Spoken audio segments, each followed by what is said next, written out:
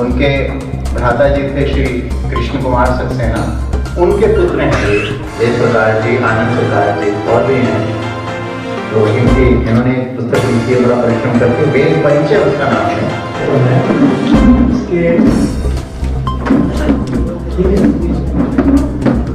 महर्षि वेद का पढ़ना पढ़ाना और सुनना सुनाना सब आर्यों का परम धर्म।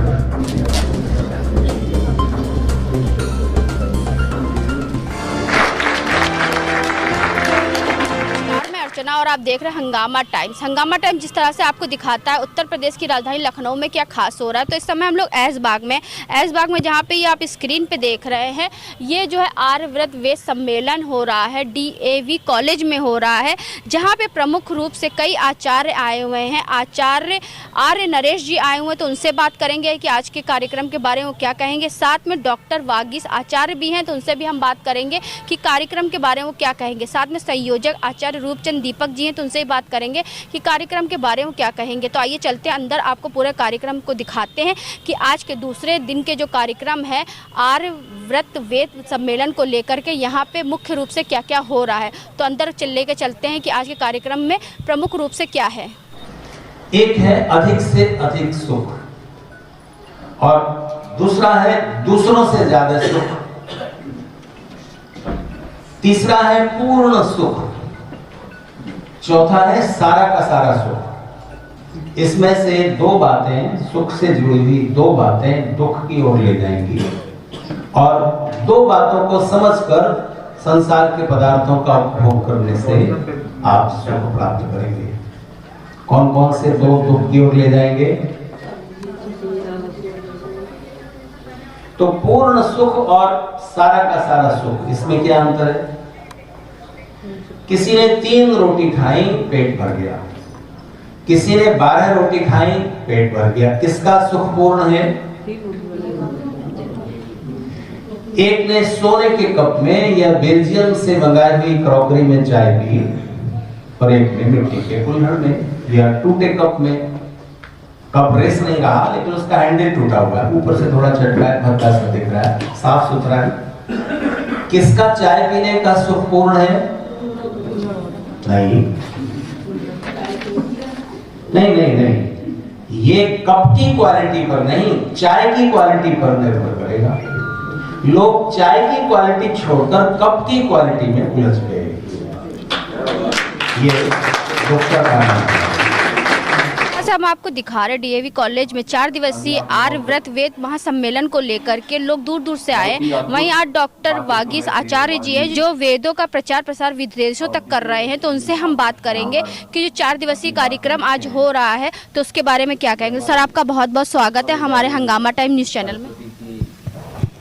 ये वेद सम्मेलन इस दृष्टि से आयोजित किया गया है कि हमारी जो प्राचीन संपदा है, ज्ञान का भंडार वेद, उसमें जो सूत्र आज के समय में भी मनुष्य के सुख और आनंद को बढ़ाने में सहायक हो सकते हैं, उन सूत्रों को समझा जाए और जनमानस को समझाया जाए। वेद में आज मनुष्य साइंस और टेक्नोलॉजी का बहुत विकास कर चुका है, तो भौतिक विद्या के क्षेत्र में आपको वेद पढ़ने की आवश्यकता भले न हो, लेकिन कभी भी जीवन की व्यवस्थाएं कि मनुष्य इस धरती पर कैसे सुखपूर्वक रहे, दूसरों के साथ कैसे व्यवहार किया जाए, मनुष्य की अर्थव्यवस्था, समाज व्यवस्था, न्याय व्यवस्था, राज्य व्यवस्था इत्यादि व्यवस्थाएं कैसी हों, इसके जो दिव्य सूत्र वेद में उपलब्ध हैं वो आज भी बहुत उपयोगी हैं। और विश्व के समाजशास्त्रियों को, चिंतकों को कभी न कभी इस पर विचार करना पड़ेगा कि धरती पर क्यों इतना दुख, अशांति, इतना युद्ध क्यों है।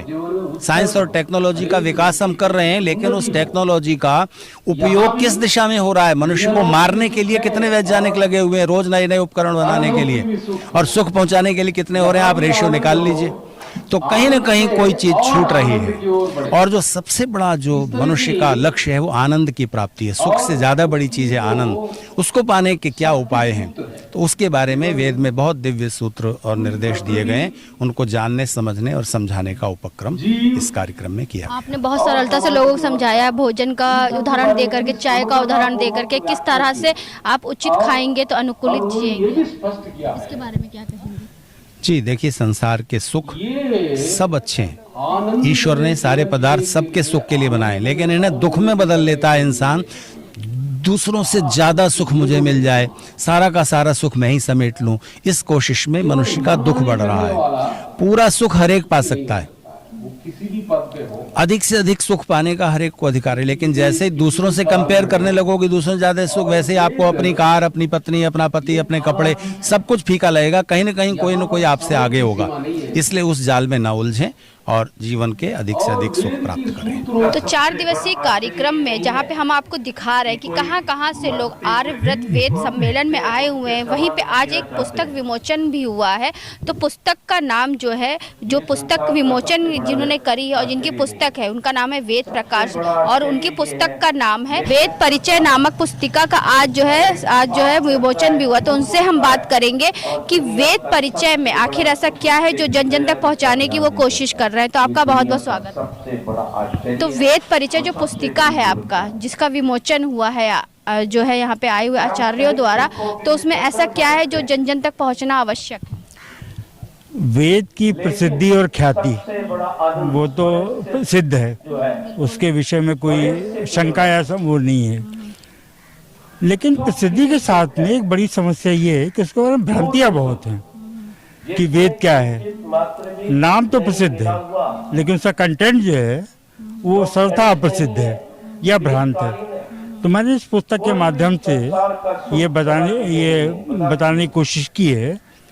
पूरा परिचय वेद का तो नहीं दिया सकता है इतनी छोटी किताब में, लेकिन उसका यथार्थ क्या है, उसका वेदों का अपना स्वरूप क्या है, उसका कंटेंट क्या है, वेद के विषय में क्या क्या चीज़ें हैं जो जाननी चाहिए।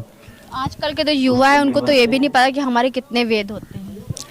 उनके बारे में बात करना कठिन है, जिनको नहीं पता वेद कितने हैं। लेकिन वेद का नाम तो उन्होंने भी सुना होगा, जिनको नहीं पता है कि क्या है। तो वेद कितने हैं, किसको वेद कहा जा सकता है, वेदों में उसका अपना संग्रहण क्या है, वेदों में मैसेज क्या है। बहुत प्राचीन काल के ग्रंथ हैं ये। तो उसके विषय में भ्रांतियाँ काफ़ी सारी हैं।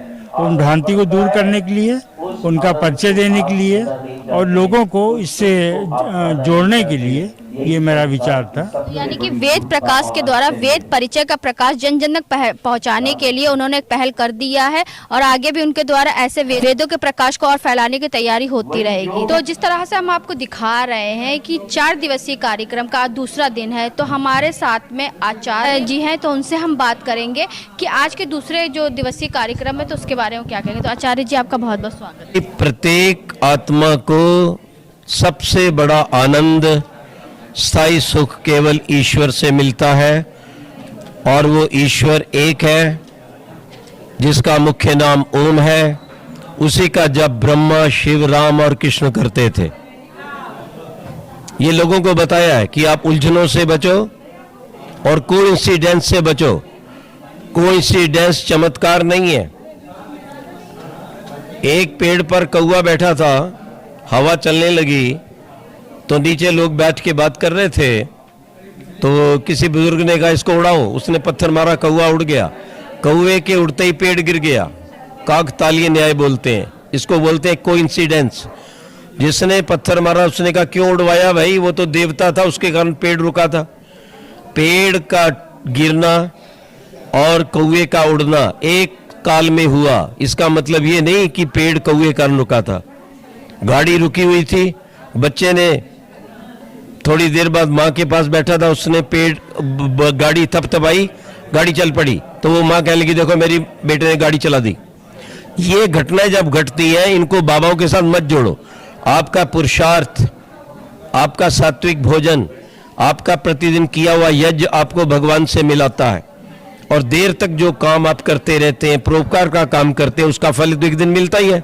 तो अचानक आप उनके साथ जोड़ लेते हैं। तो वेदों के अंदर जो बात बताई है, योग की बात जो आई है, वो यही बात आई है। और योग दर्शन के महर्षि पतंजलि ने जो बात बताई है, अथ योगानुशासनम योग चित्तवृत्ति निरोधा तथा दृष्टु स्वरूप अवस्थानम, उन्हें कहा कि ईश्वर आप सबके भीतर है, लेकिन जुड़े होने का नाम योग नहीं है। युज समाधव, जुड़ा तो हुआ है पर आपका ध्यान नहीं है। चश्मा आंख पे लगा है लेकिन चश्मे को लोग ढूंढ रहा है। तो बेटी ने कहा क्या ढूंढ रहे हो? बोले वो आंख वाला चश्मा नहीं मिल रहा। तो बापू जी तुम्हारे सिर आंख पे लगा है। यही हालत मनुष्य की है। आज संसार का सबसे बड़ा आश्चर्य नहीं है कि हम मरते हुए को देखते फिर भी जीना चाहते हैं। दुनिया का सबसे बड़ा आश्चर्य यह है कि प्रत्येक व्यक्ति को सदा आनंद देने वाला भगवान प्राप्त है, लेकिन उसको छोड़कर वो बाहर धक्के खा रहा है। याद रखो, इसलिए उस एक ओम का जप करो जिसका जप ब्रह्मा करते थे, शिव जी करते थे, राम कृष्ण करते थे। दुनिया में सब देवी देवताओं के चित्र मिलते हैं, हाथ नाक कान पैर वाले, लेकिन ओम की हाथ आंख कान पैर वाली कोई चित्र नहीं, मूर्ति नहीं मिलती। क्यों? क्योंकि ईश्वर निराकार है। ईशावास्यम इदम सर्वम न तस्य प्रतिमास्ति। भगवान ने स्वयं वेद में बताया है कि मेरी कोई मूर्ति नहीं है, मैं सर्वव्यापक हूं। इसलिए उस ओम का जप भी आप करो। गायत्री मंत्र अगर आता है, मैंने बताया, तो आपको ईश्वर की प्राप्ति हो सकती है। केवल गायत्री मंत्र का अर्थ सहित आप उच्चारण करेंगे कि मैं परमेश्वर के पास हूं, परमेश्वर मेरे पास है। परमेश्वर वहां मिलता है जो मंदिर भगवान ने अपने हाथ से बनाया है, और वो मंदिर है आपका ये तन। इसको पवित्र रखो। अंडा, मांस, मछली, दुराचार, व्यभिचार, ये ब्रेड, ये कोका, ये पेप्सी, ये रिफाइंड तेल, इनको छोड़ना पड़ेगा। जितना भी आप सात्विक भोजन करेंगे, सात्विक दूध पिएंगे, अपनी स्वदेशी गाय का दूध पिएंगे, याद रखो, स्वदेशी घी खाएंगे, फल का सेवन करेंगे, अपना व्यवहार दूसरों के साथ अच्छा रखेंगे, जो आप अपने लिए सुख शांति चाहते हैं, इज्जत चाहते हैं, दूसरों को देंगे, किसी को कष्ट नहीं देंगे, पाप नहीं करेंगे, तो निश्चित रूप से भगवान मिलेगा। आज हमने ये बात बताई है, ये बात महर्षि दयानंद ने बताई है। अगर अधिक जानकारी चाहिए योग की तो उनकी बहुत प्रसिद्ध पुस्तक है ऋग्वेद आदि भाष्य भूमिका, उसके उपासना विषय को अगर आप पढ़ेंगे तो आपको सच्चे ईश्वर की प्राप्ति होगी। ओम शांति शांति शांति। तो ये थे हमारे साथ में आचार्य आर्य नरेश जी, जिनकी विचारधारा आपने सुनी। आए हुए कुछ और भी आचार्य, उनसे बात करेंगे। जिस तरह से 4 दिवसीय जो कार्यक्रम चल रहा है तो उसके बारे में क्या कहेंगे। तो जिस तरह से हम आपको दिखा रहे हैं 4 दिवसीय कार्यक्रम आर्यव्रत वेद सम्मेलन को लेकर के, तो हमारे साथ में आचार्य जी हैं, तो उनसे हम बात करेंगे कि उपलक्ष्य वहाँ पे कोई ना कोई कार्यक्रम होता रहता है जिससे वेदों के ज्ञान का प्रकाश जन जन तक पहुँच सके। तो आचार्य जी आपका बहुत बहुत स्वागत है। 4 दिवसीय कार्यक्रम को लेकर आप क्या कहेंगे? 4 दिवसीय कार्यक्रम को लेकर के मेरा एक स्पष्ट विचार है। पहले तो मैं आपको बहुत बहुत धन्यवाद देना चाहूँगा मेरा साक्षात्कार लेने के लिए। आज वर्तमान समय में मैं देखता हूँ कि जो भी ज्ञान का प्रचार और प्रसार हो रहा है वो सब वेद से इतर हो रहा है। और वेद जो हमारी प्राचीन विद्या है, जिसके ऊपर हमारा जो अतीत का जो गौरव है, भारत को जो गौरव है, केवल वेद के प्रचार प्रसार पर ही आधारित। वो वैदिक ज्ञान आधुनिक के चकाचौंध के कारण लोगों में जो विद्या लुप्त होती जा रही है, इसीलिए हमने अभी आचार्य वागीश जी को, आचार्य नरेश जी को, आचार्य विश्वशास्त्री जैसे विद्वानों को बुलाया है कि वो लोग बतावें कि आखिरकार वेद क्या है, वेद की कैसे प्रभु से हमको कैसे प्राप्त हुआ, इसके प्रचार प्रसार करने की क्या विधि है, कैसे वर्तमान में जो विज्ञान के विद्यार्थी हैं, साहित्य के विद्यार्थी हैं, अन्य कला के विद्यार्थी हैं, विद्यालयों में जाके कैसे युवा वर्ग को विशेष रूप से वेद विद्या की ओर आकर्षित किया जा सके, ताकि ये वेद का ज्ञान उन लोगों में जा करके आगे उसका प्रचार और प्रसार हो सके। यही मेरी भावना है। इस कार्यक्रम का मूल उद्देश्य यही है। बहुत अच्छी बात कही, बहुत कम शब्दों में अच्छा स्पष्टीकरण किया। कुछ और भी लखनऊ से लोग हैं जो यहाँ पे आर्य समाज में आए हुए हैं, आर्य समाज को आगे बढ़ाने के लिए। तो क्या नाम है मैम आपका? मेरा नाम वंदना है। वंदना, कहाँ से आई हैं वंदना? मैं संतपुरम तकरोही इंदिरा नगर से आई हुई हूँ। क्या कहना चाहेंगी 4 दिवसीय कार्यक्रम को लेकर? जैसा कि सर ने बताया है कि हम वेदों का ज्ञान आगे बढ़ा रहे हैं, महर्षि दयानंद सरस्वती के रास्ते पे चलने की कोशिश कर रहे हैं। बस उतना ही कि हमारे आने वाली पीढ़ी भी इसी रास्ते पे चले। बस चलिए, कितने साल हो गए आपको? मेरा तो बचपन बीता है। मेरे नाना जी जो थे वो शुरू से ही लगे हुए थे, तो मेरा तो बचपना से लेके अभी मैं 39 इयर्स की हो रही हूँ, तो मेरा तो पूरा जीवन ही इसी में जाएगा। तो 9, 10, 11, 12 4 दिवसीय जो कार्यक्रम है, जो जिसके संयोजक है रूपचंद दीपक जी, तो उनसे हम बात करेंगे। ये 4 दिन का हमारा सम्मेलन चल रहा है, उसका आज दूसरा दिन था और भजन प्रतिदिन होते हैं और जो व्याख्यान प्रवचन होते हैं उनके लिए हमने अलग अलग दिनों में अलग अलग विषय निर्धारित कर रखे हैं। आज प्रातःकाल का विषय था योग, भोग और रोग। योग के नाम पर पैसा कमाने वाले और लोगों को भ्रमित करने वाले लोग इस संसार में बहुत हैं, जबकि योग तो इसलिए है कि कोई मनुष्य अगर साधारण रुपए पैसे का है, साधारण शैक्षिक योग्यता है, उसकी सारी चीज़ें साधारण हैं, लेकिन वो योग के अनुसार जो दिनचर्या होनी चाहिए उसका पालन करता है तो वो हमेशा स्वस्थ रहेगा, उसकी आयु भी लंबी होगी और शारीरिक सुख, मानसिक सुख उसको प्राप्त होंगे। लेकिन मनुष्य की समस्या ये है कि वो प्रतिदिन भोजन करता है और क्या खाना चाहिए क्या नहीं खाना चाहिए इस पे विचार नहीं करता। जो वो खाता है उसको भी कैसे खाना चाहिए, कितना खाना चाहिए, भूख कितनी लगे उस समय खाना चाहिए, खाने के समय शांतिपूर्वक खाएं या बात करते रहें, लड़ते रहें, चिंता करते रहें। पहले ज़माने के लोग जिनको ये कहा जाता था कि वो पढ़े लिखे नहीं थे, लेकिन उनको इन बातों की पूरी समझ थी, इसलिए उनका स्वास्थ्य अच्छा रहता था और आयु भी लंबी होती थी। हमने बहुत तरक्की की है, अनेक चीज़ों में उन्नति की है हमने, लेकिन उन्नति का ये भी एक बिंदु होना चाहिए कि हमारा स्वास्थ्य अच्छा रहे और हमेशा अच्छा रहे। हम परिश्रम करें तो भी स्वस्थ रहें और मानसिक परिश्रम करें तो भी स्वस्थ रहें। योग के लिए सीधा कह दिया जाता है कि 2 और 2 4 होते हैं, ऐसे योग है किसी से जुड़ना, और ईश्वर से हम हमेशा जुड़े हुए हैं तो हमें कुछ आगे से करना ही नहीं है। ये इतनी मोटी बुद्धि से विचार करना पर्याप्त नहीं होता। योग जो है उसमें हम जुड़ते हैं ईश्वर से, ये तो सही है, लेकिन प्रकृति के तत्व को थोड़ी देर के लिए हम अपने से हटाते भी तो हैं, तो उसमें जुड़ना भी होता है और घटाना भी होता है। प्रकृति के साथ हम घटाएं और ईश्वर के साथ जोड़ें, तब जो जुड़ना है वो योग कहलाता है। और योग पूर्वक ही हम भोग करें, रोटी भी खाएं, कपड़े भी पहनें, ऑक्सीजन का भोग करें, उसका सेवन करें खूब, और बाकी सुखपूर्वक हम रहें। लेकिन ज़्यादा जो उसमें आदमी लिप्त हो जाता है, लिप्त होकर के जो भोग करता है वो तो फिर भोग का दास हो जाता है फिर आदमी। और शुरू में तो यह है कि आदमी वस्तुओं का भोग करता है, और जब वो करता रहे तो फिर ये हो जाता है कि वस्तुएं ही आदमी का भोग करने लगती हैं और आदमी भोगी बनने के बजाय स्वयं भोग बन जाता है। और उससे अगली स्थिति है कि रोग, शरीर में रोग हो जाते हैं, किसी को ब्लड प्रेशर हो गया और किसी की आंत खराब हो गई, शरीर के बहुत सारे रोग हैं, आंख खराब हो गई, कान वगैरह। मन के भी रोग हैं, काम, क्रोध, लोभ, अहंकार हैं, ये इतने ज़्यादा बढ़ जाते हैं कि मनुष्य खुद भी बेचैन रहता है और औरों को भी दुखी करता है। बुद्धि के भी रोग हैं, प्राणों के भी रोग हैं। तो इन सब रोगों का जो बिल्कुल सही इलाज है वो योगाभ्यास की दिनचर्या में है। हम उस दिनचर्या को समझें, भूख के अनुसार खाएं, सादा खाएं, सोने जागने का जो नियम है सूर्य के अनुसार काम करने का, जल्दी सोएं, जल्दी उठें, ईश्वर का स्मरण करें, स्वाध्याय करें, बड़े लोगों का आदर करें, उनकी शिक्षाओं का पालन करें, माता पिता की बात सुनें, उनके उद्देश्यों को पूर्ण करें और ईश्वर को कभी ना भूलें, उसको याद रखते रहें। इस प्रकार से हम चलें तो हम सबकी दिनचर्या अच्छी होगी और हम योग को कर सकेंगे, भोग को सही रख सकेंगे और रोगों से हमेशा दूर रहेंगे। सर जी, आज एक पुस्तक का विमोचन भी हुआ था, वेद प्रचार का। पुस्तक का नाम है वेद परिचय। तो जो वेद, ये 4 वेद हैं, ऋग्वेद, यजुर्वेद, सामवेद और अथर्ववेद, और इनमें बहुत सारे मंत्र हैं, कुल मिलाकर के 20,379 मंत्र वेदों में हैं। पहले तो सारे मंत्रों को पढ़ने वाले लोग और विद्वान हुआ करते थे, आजकल इतना ज़्यादा नहीं पढ़ा जाता और थोड़े थोड़े मंत्र सीख करके आदमी उसी से काम चलाना चाहता है।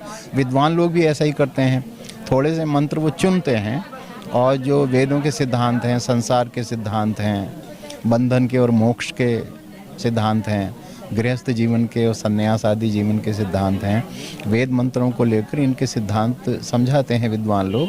तो ऐसा ही इन्होंने किया है। जो वेद प्रकाश इसके लेखक हैं वो नानपारा के रहने वाले हैं, यहाँ उनके मामा लखनऊ में हैं, उनके चाचा भी लखनऊ में हैं, उनके भाई भी लखनऊ में हैं, लखनऊ वो आते रहते हैं, इस समय भी आए हुए हैं। अच्छे सज्जन व्यक्ति हैं, वो भी योगाभ्यास करते हैं और ध्यान करना और योगासन करना इसमें बड़े प्रवीण हैं वो। उन्होंने वेदों के कुछ मंत्र ले करके और सरल ढंग से लोगों को समझाया है। और ये कि वेदों में योग, भोग और रोग को भी इसे समझाया हुआ है। और मनुष्य कैसे सादा जीवन, उच्च विचार रख करके, बच्चा हो तो माता पिता का आदर करे, और माता पिता बन गया है तो बच्चों का सही पालन करे, और बाकी उम्र में समाज के प्रति उपयोगी बन के रहे। तो ऐसे अच्छे मंत्रों का चयन करके उन्होंने सरल भाषा में इस पुस्तक को लिखा है।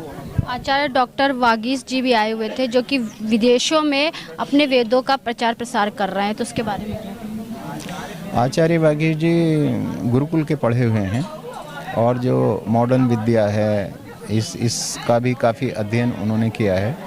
और ये भारतवर्ष के उच्चतम प्रवाचकों में हैं, अच्छे से अच्छे व्याख्यान करने वाले लोगों में इनका नाम आता है। लखनऊ काफ़ी आते रहते हैं, लखनऊ की जनता उनको जानती है। और मैं चूँकि संयोजक हूँ, मैंने जब लोगों से पूछा कि हम कुछ विद्वानों को बुलाना चाहते हैं तो आप अपनी पसंद बताइए, किस किस को आप चाहते हैं। बोले वागीश जी ज़रूर आएँ, अगर उनके पास समय नहीं है तो सम्मेलन का समय बदल दीजिए, उनको ज़रूर बुलाइए। तो उन्होंने व्याख्यान किया और अच्छे प्रवचन उन्होंने दिए, सरल भाषा में लोगों को समझाया। और वो भी यही है कि वेदों का अर्थ हम समझें, और जो शिक्षाएं वेदों में दी हुई हैं वो सबके लिए, प्रत्येक मनुष्य के लिए हैं, सरलता से दी हुई और समझाई हुई हैं। लोग बहकाने वाले होते हैं जो लोगों को बहका देते हैं, जो बहकाने वाले लोग हैं उनको समझें, उनसे बचें। और वेद की जो सरल शिक्षाएं आर्य समाज के माध्यम से दी जा रही हैं, ये संसार के कल्याण के लिए हैं। ईमानदारी से इनको, सिंसियरली इनको समझें और उनका पालन करें, फिर सभी सुख प्राप्त करेंगे और सभी आनंद प्राप्त करेंगे। तो ये थे हमारे साथ में आचार्य रूपचंद दीपक जी, जो कि 4 दिवसीय कार्यक्रम जो हो रहा है जिसके संयोजक है, जहाँ पे प्रमुख रूप से हमने बात करी कि किस तरह से ये 4 दिवसीय कार्यक्रम आगे से आगे बढ़ रहा है। तो ऐसे हम आपको दिखाते रहेंगे कि 4 दिवसीय कार्यक्रम में क्या प्रमुख हो रहा है। आचार्य विश्वव्रत जी हमारे साथ में हो, तो उनसे हम बात करेंगे 4 दिवसीय कार्यक्रम को लेकर। तो आचार्य जी, आपका बहुत बहुत स्वागत है। धन्यवाद। तो क्या कहना चाहेंगे आज के कार्यक्रम जो दूसरा दिवसीय कार्यक्रम आज? कार्यक्रम ये आर्यावर्त वेद सम्मेलन चल रहा है जो 4 दिन का है। आर्यावर्त हमारे देश का पहला नाम है और वेद इस सृष्टि का पहला ज्ञान है। तो इसी उद्देश्य से जो ऋषियों का ज्ञान है उससे परिचित कराने के लिए लोगों को ये वेद सम्मेलन चल रहा है, जिसमें आज योग, रोग और भोग इस विषय पर बहुत अच्छे उद्बोधन आचार्यों के हुए। इसमें आचार्य वागीश जी, उनका प्रवचन सुन करके लोग तो अतिशय भाव विभोर हुए और बहुत गूढ़ जानकारी लोगों को मिली। तो आज का सम्मेलन हम लोगों के लिए बहुत ही प्रभावशाली था। आप कहाँ से आए? मैं लखनऊ से ही, जानकीपुरम से उपस्थित हूँ। तो आज हम लोग आए थे डीएवी कॉलेज में, जहाँ पे 4 दिवसीय कार्यक्रम का दूसरा दिन था। आचार्य रूपचंद दीपक जी से बात करा कार्यक्रम में प्रमुख रूप से क्या रहा, आए हुए अतिथियों से भी हमने बात करा कि किस तरह से आर्यव्रत वेद सम्मेलन के बारे में वो क्या कहेंगे। ऐसे हम आपको दिखाते रहेंगे कि आर्य समाज के द्वारा किस तरह से महर्षि दयानंद सरस्वती की विचारधारा आगे से आगे बढ़ रही है और जन जन तक पहुँच रही है। तो इसी के साथ मैं अर्चना आपसे इजाज़त लेना चाहूँगी। धन्यवाद, बने रहिएगा हंगामा टाइम न्यूज़ चैनल के साथ। हंगामा टाइम्स की तमाम खबरों को देखने के लिए हंगामा टाइम्स को सब्सक्राइब कर लीजिए और बेल आइकन दबा लीजिए। अगर आपको ये वीडियो अच्छा लगा हो तो लाइक बटन प्रेस कर अपनी प्रतिक्रिया हमारे कमेंट बॉक्स में देना मत भूलें।